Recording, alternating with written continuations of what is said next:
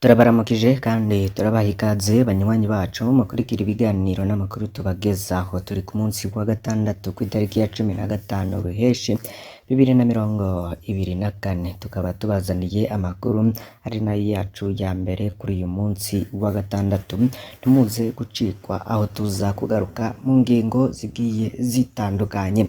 Hari ibivugwa muri politike, agateka kazina muntu, ubutekano, ibivugwa ku gisata co kwiyunguruza, ibivugwa mu menyeshamakuru no ku mbuga ngurukana bumenyi, itangazwa n'abategetsi hamwe n'ibikorwa nabo, ingingo n'amatangazo hamwe n'ayandi menshi tubatoreza dufashijwe n'amasoko yacu dufise irya nino. Ni umwanya rero uba yagezweho kugira ngo mumenye ibiramutse bivugwa muri iki gitondo.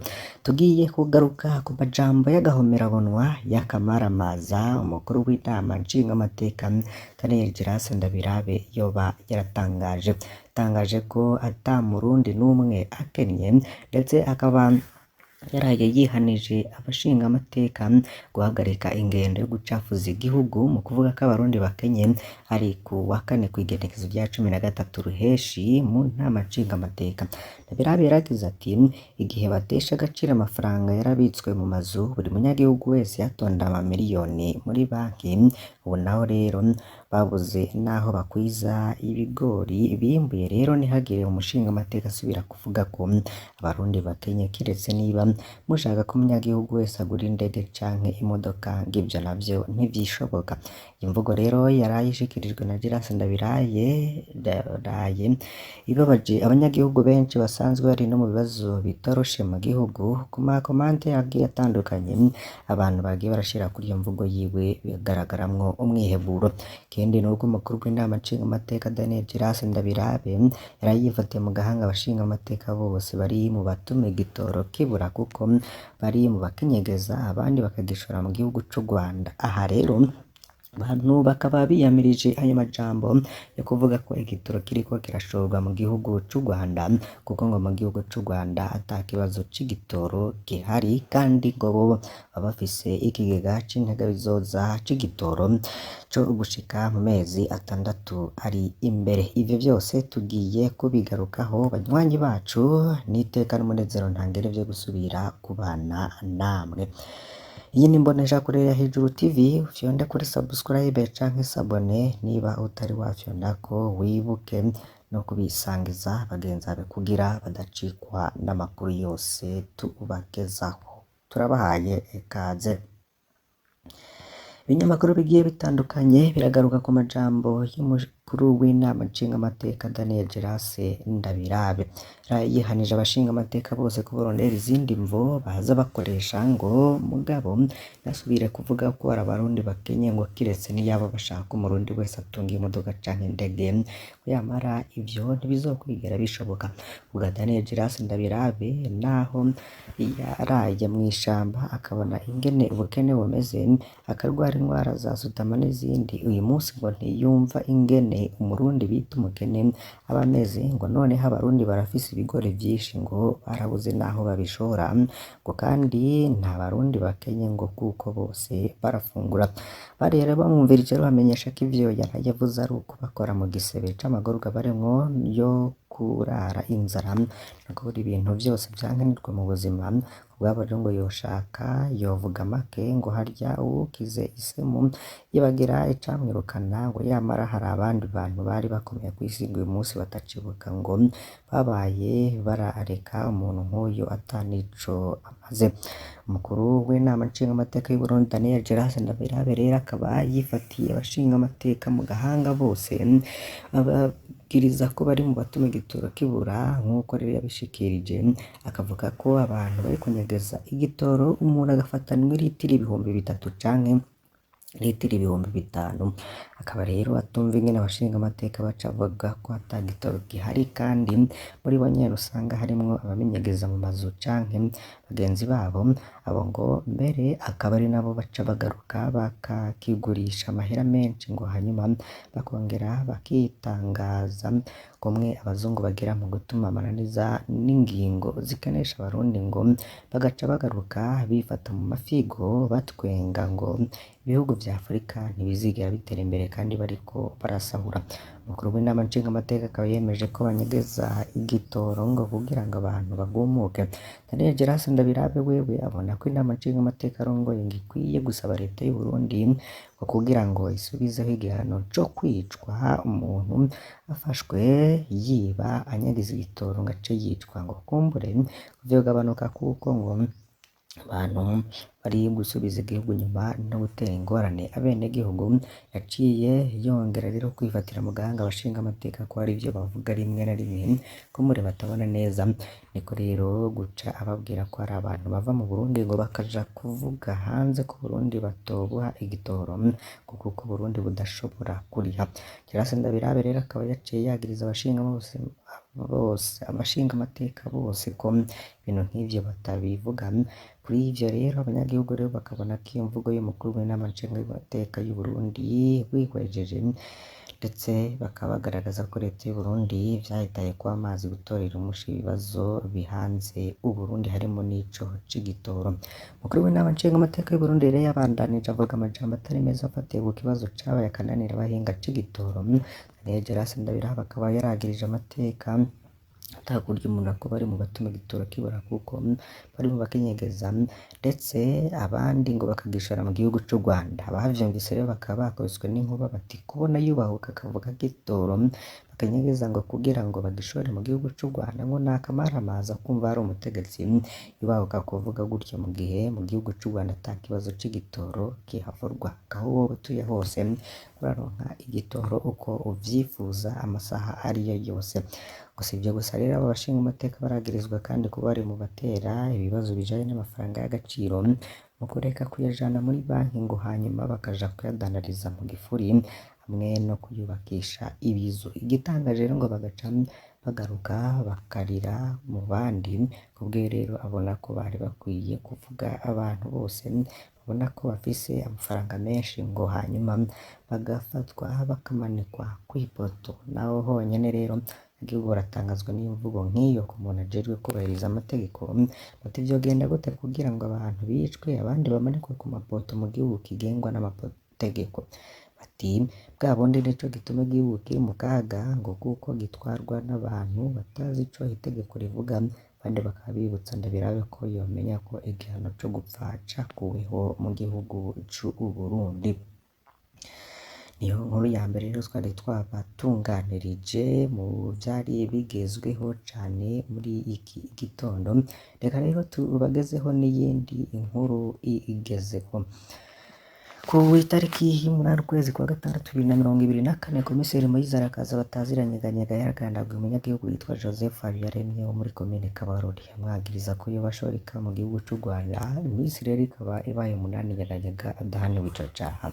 Haciye iminsi ine gusa Komiseri Moise Arakaza yinjiye mu gihugu ca Tanzania mu modoka mu bwoko bwa voiture Toyota Allion aja kunywesha igitoro ahitwa Manyovu mu ntara ya Kigoma. Nyeganyega yari yaraye ashitse muri komine Nyanza-Lac mu ntara ya Makamba ahitwa ku Muyange, aho afise umwe mu bakenyezi biwe. Nyeganyega rero yinjiye muri Tanzania aciye muri komine Mabanda aho bita ku Mugina. Amasoko yacu yemeza ko Nyeganyega yavuye Manyovu aje yitwaje igitoro mu tubido. Ku ruhande rumwe Nyeganyega rero kandagura abanyagihugu abahagirije ko bakekwa kuba bashorika mu Rwanda.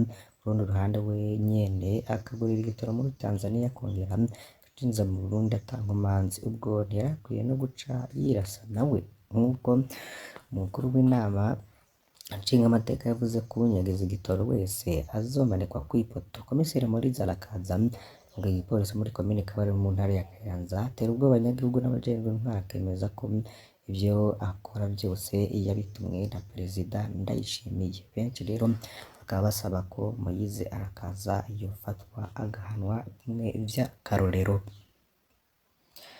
Mu kinyamakuru BNP Media mu gihugu c'u Burundi bandika ku nkuru zigiye zitandukanye. Banditse rero ku gisata c'indero, kaminuza y'u Burundi yoba igiye kunagurwa. Kunagura uburaro muri kaminuza y'u Burundi gutunganya ibijanye n'agafashanyo ngurane prêt bourse ironzwe abanyeshuri ba kaminuza ni bimwe mu vyizwe mu nama nshikiranganje kuri wa gatatu. Uko rero tubisoma mu cegeranyo cayo basigura ko kubera kwiyongera kw'ibitigiri vy'abanyeshure kaminuza yagiye iragabanya ivyo yahora ifasha abanyeshure mu gufuta uburiro mu bigo vyose vya kaminuza no gutanga ingurane mfashanyo kugira abanyeshure bimenye. Ivyo rero vyatumye haba ingaruka ku bumenyi bw'abanyeshure. Kubw'ivyo nama Shikiranganji yasavye ko leta itegerezwa kugira akigoro mu ntumbero yo kugarukira indero y'urwaruka kuko aribo kazoza k'igihugu. Mu vyo yasavye rero harimwo gushiraho umugwi wo kwerekana ivyokorwa mu kunagura indero, mbere hakajamwo n'abakikorera utwabo mu kubaka uburaro no kugaburira abanyeshuri. Ivyo rero ngo vyoba haba mu mashure yisumbuye canke ya kaminuza. Ikindi naco ngo nuko mu mafaranga leta izokoresha mwaka 2024 gushira 2025 hategekanywa iduzwa ry'ingurane mfashanyo ihabwa abanyeshuri bo muri kaminuza. Mu bigezweho rero mu gisagara ca Bujumbura kuva ubu birabujijwe gukina inkino nk'urubugu, kwerekana amareresi no gukina urukino rwa biyari mu masaha y'akazi. Iyo ngingo yafashwe na Jimmy Hatungimana, umukuru w'igisagara ca Bujumbura, itangazo yasohoye kuri wa 12 Ruheshi 2024. Uko biri muri iryo kete, iyo ngingo ngo yafashwe ku mvo yo kurwanya ubunebwe kuko umukuru w'igisagara ca Bujumbura ubu haribonekeza cane abantu usanga bariko barakina izo nkino umunsi wose aho gukora ibikorwa vyobateza imbere. Ivyo biri gukorera mu gihe izo nkino ata na kimwe zibinjiriza, haba murantunge haba abazikina ndetse canke n'imbere y'imiryango yabo. None aho iwanyu abantu birirwa ku rubuga na biyari baracahari? Gira ico ushikiriza. Kutarihishwa amakori hamwe no kuziganirizwa neza ni tumwe mu turusho tuzohabwa abantu bazogura imigabane ya leta, vyashikirijwe na Dr. Arsene Mugenzi arongoye urwego rw'igihugu rujejwe kugenzura isoko ry'imitahe. Ari mu bikorwa rero catunganijwe n'Ibanki Nkuru y'Igihugu mu ntumbero yo kumenyekanisha isoko ryo guhanahana imigabane iba yaguranye na leta, le marché secondaire des titres du trésor. Umuyobozi mukuru agasigura ko leta igurana amafaranga y'imitahe kugira ngo ishobore kurangura imigambi yayo. Iyo rero iyagurana umwanya muremure, no kuvuga kuva mu mwaka umwe gushika ku myaka 10. Muri ico gihe bisaba ko uwo leta yaguranye kugira aho agurishiriza uwo umugabane wiwe mu gihe yoba akeneye amafaranga. Ahantu rero niho bita marché secondaire des titres du trésor. Muri iyo ntumbero batunganije kuri uyu wa kane uruganda rwo kumenyekanisha iryo soko kugira ngo abantu bayimenye baheze bazane n'imitahe yabo. Mugenzi agasigura kandi ko iryo soko rifise akarusho ku muntu aguze umugabane w'ingurane za leta. Uwo aguze uwo mugurane ku nyungu aronse nta kori aheza ngo arihishwe. Ikindi naco ngo ni uburyo bwiza bwo kuziganya. Munsi rero ngo basanze rero abitabira iryo soko baragabanutse cane, ibice 80% n'amabanki bari munsi y'ibice 14%. Amashirahamwe y'ubwishingizi n'ayajejwe gutegekaniriza akazoza abantu ku giti cabo rero ni bake cane, bari munsi y'igice 1%. Kuri urwo ruhande rero bagahamagarira abanyamitahe kwitabira iryo soko gutyo leta iharonkere akayoko. Umuyobozi mukuru rero akamenyesha ko bagiye kugabanya amafaranga asabwa kugira ngo abanyamitahe cane cane bato bavyitabirire. Ivyo rero ngo bizoheza bifashe leta kuronka amafaranga ikoresha mw'iterambere ata ngorane.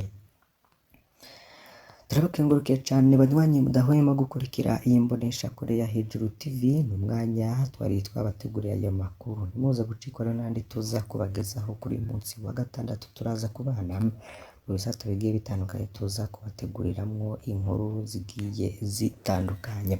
Vyonda kuri subscribe canke sabone niba utari wafyondako, wibuke no kubisangiza bagenzi bawe kugira badacikwa n'amakuru yose tubagezaho kuri iyi mboneshakure ya Hejuru TV.